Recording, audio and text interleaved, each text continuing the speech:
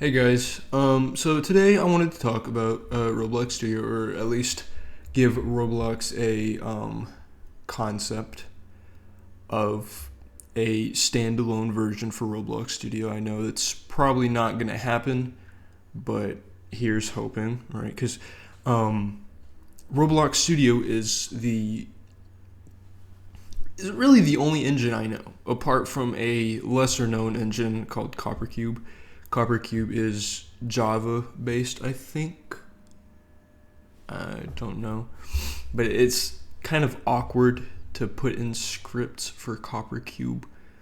So I'd rather not use that for one of a fantasy game I'd like to work on in the future, or a fantasy game series. I'm actually working on the script, or kind of like a futurespective. Not only is it like a futurespective script, but it also tells everyone about the game. It's also kind of asking for people to help. And it also serves as a great reminder for me, just in case if I forget everything about it. I also have handwritten notes along with some concept art in one of my notebooks. But anyways, that's not the point of this video. That's going to be for the futurespective video of that game and game series, or dark fantasy game series. It's more dark fantasy, but it's yeah. Anyways, so like I said, the only two engines that I know, I don't really know Coppercube, but the only new, or like Coppercube as well as I do, is Roblox Studio. But the only two engines I really know are Coppercube and Roblox Studio. It's kind of funny that I don't know Unity. Unity, it feels like I just sat down in the pilot seat and the pilot told me to fly this plane. Right? That's kind of how it feels. Furthest I've gotten was getting a player controller. I wanted to make a Doom clone, but I just kind of gave up. And I was like, you know what? I prefer to do this in Roblox Studio. Anyways, I wanted to give Roblox a kind of concept or something to do, or if a Roblox employee even sees this, which I highly doubt. So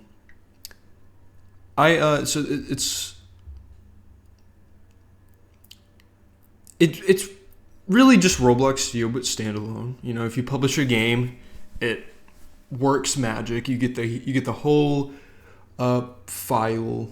You know how when you like open up a game in like Steam or something, you go to Program Apps, and then you scroll down Steam Apps, Common, and then you look at all these games. You open one of them, you see a bunch of these folders, and if sometimes the game launcher might be in that folder that you just opened, it might be in some other folders.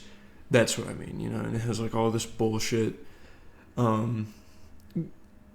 It's easier.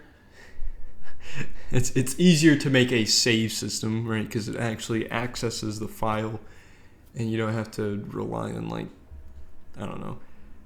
I mean, I know Roblox has data storage, but like this is more like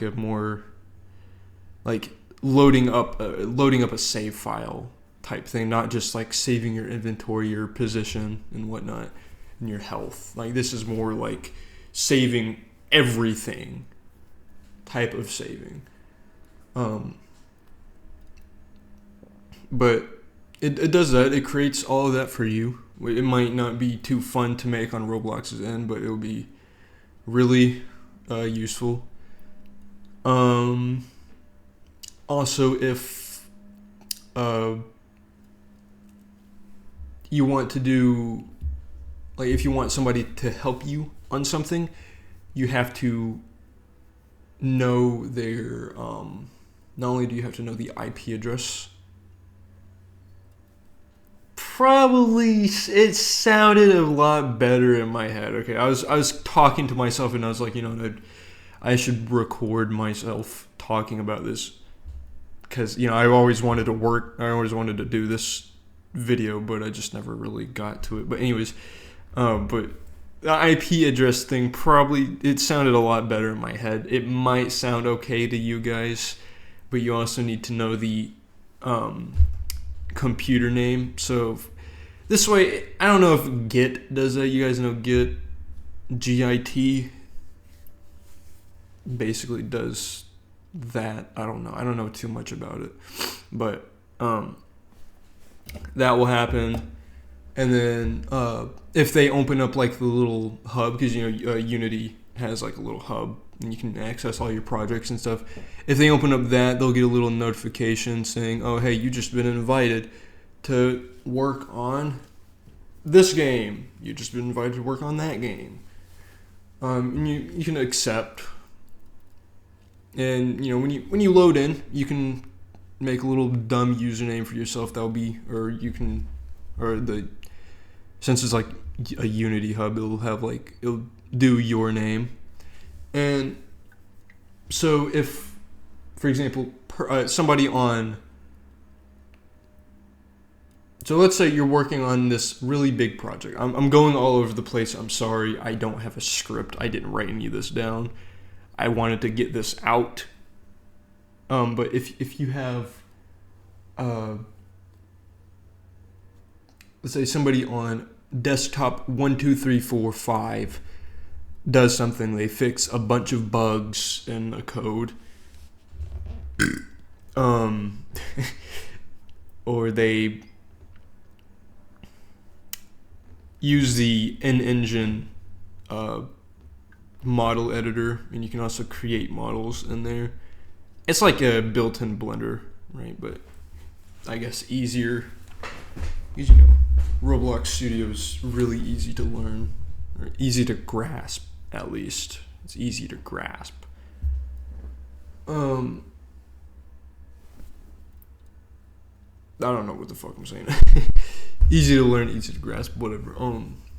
But it has that built-in model editor. If they edit a mesh, or like say for instance a rock mesh or a creature mesh, they fix some bugs or they fix some lore errors that the modeler got wrong.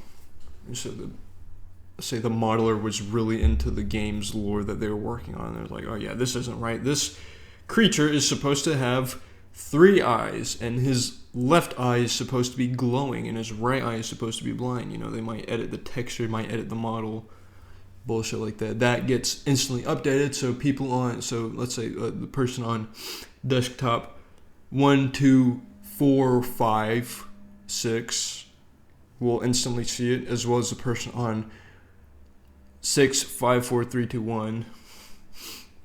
They'll instantly see that change, or they'll instantly see the bug fixes.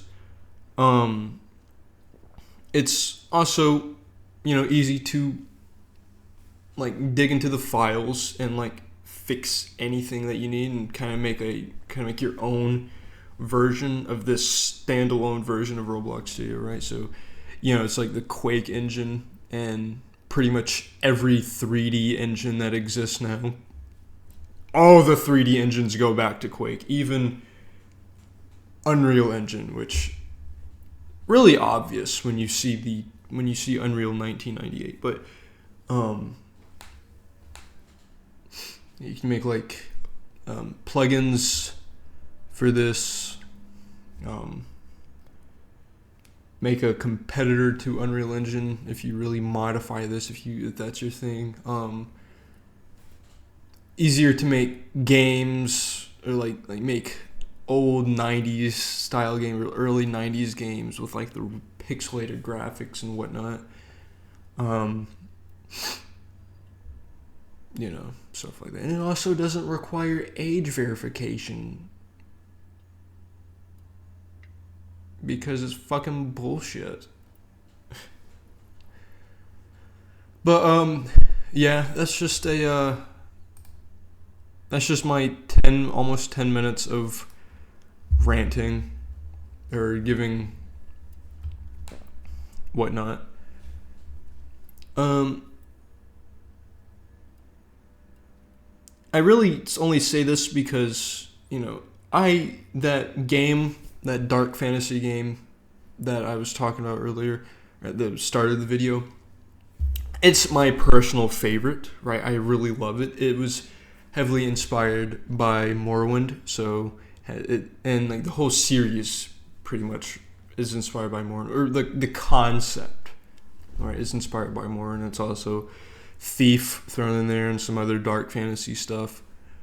Yeah, like, so it's not generic. Like, it does have your generic European fantasy stuff in there, but it also has some historical things in there. It has some Carboniferous period forests. Some of the fauna, or some of the fauna in the game is a bit off. So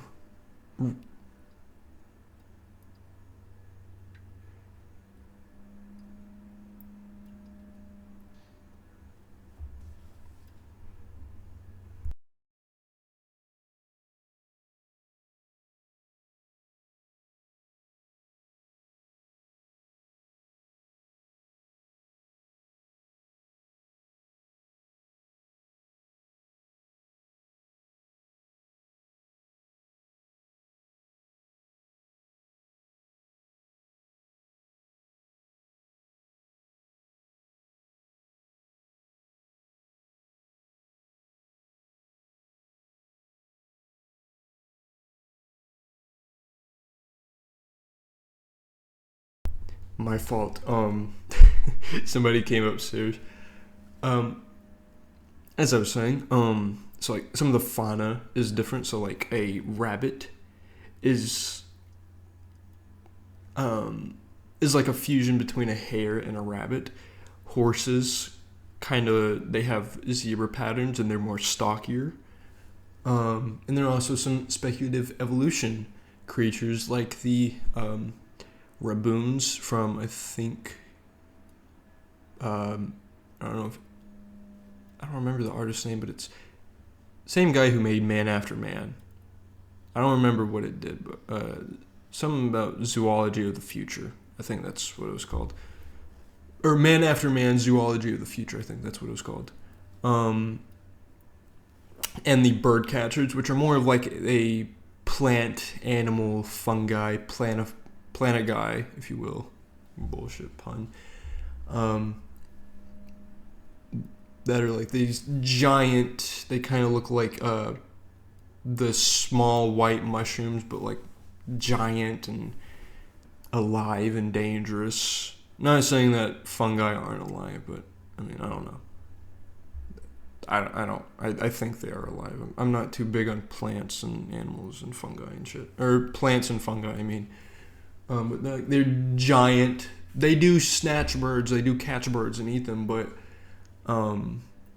they also catch, things like animals on the ground, including, people and like the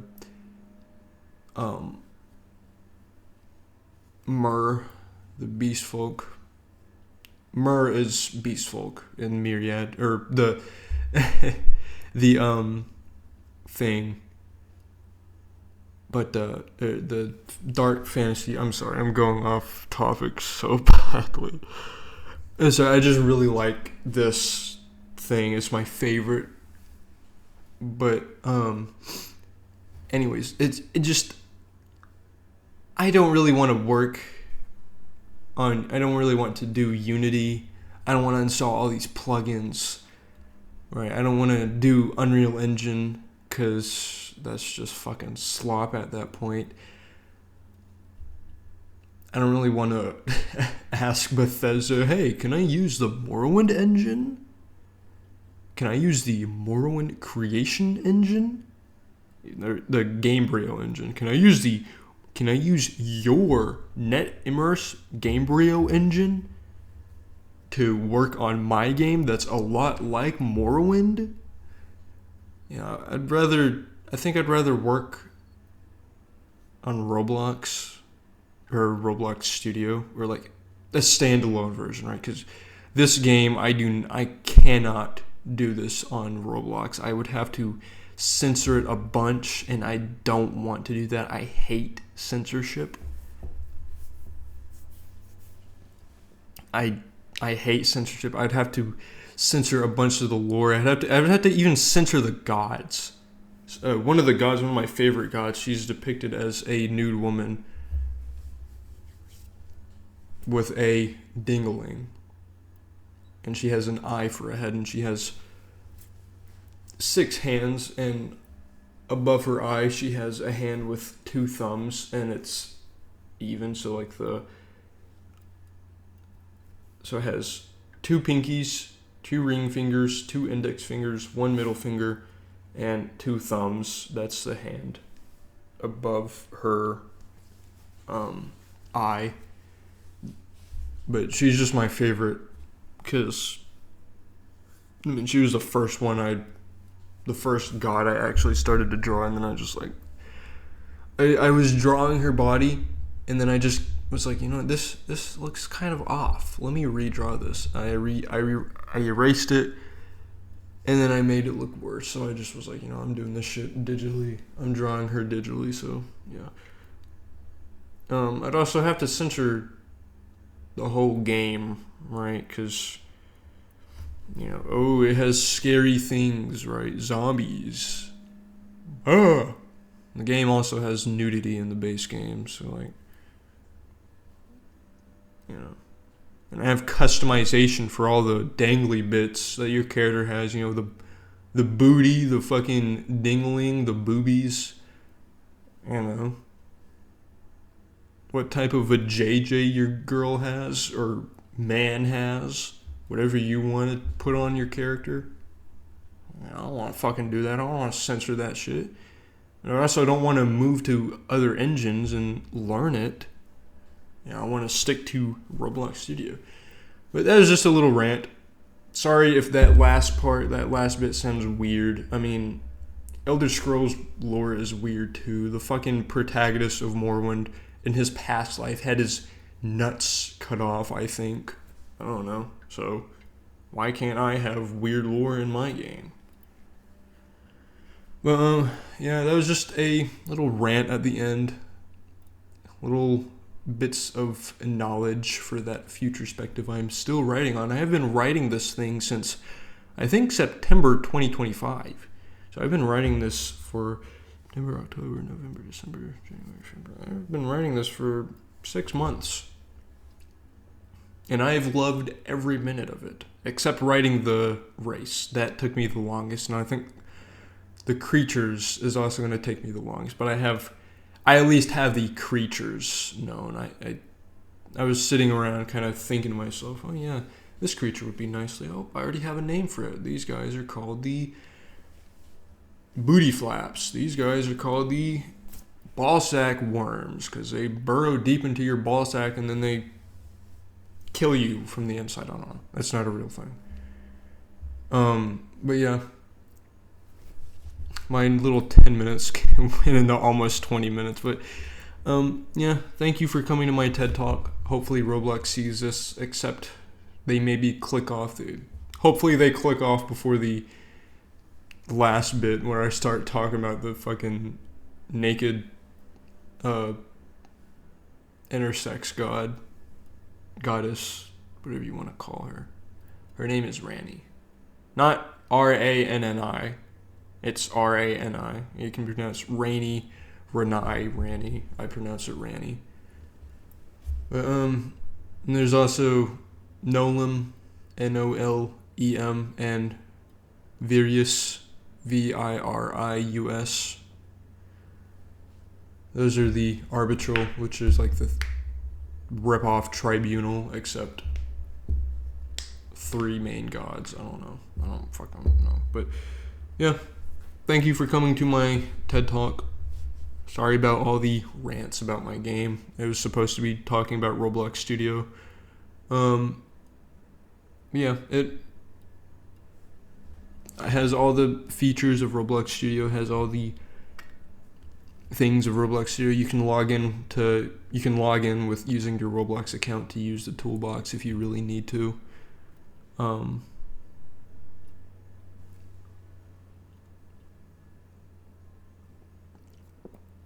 Yeah. Also, hopefully in the future Roblox updates their terrain before if they do roll out this thing, because even though I kind of like Roblox's terrain, it sometimes sucks ass cheek, especially when you're uploading height maps.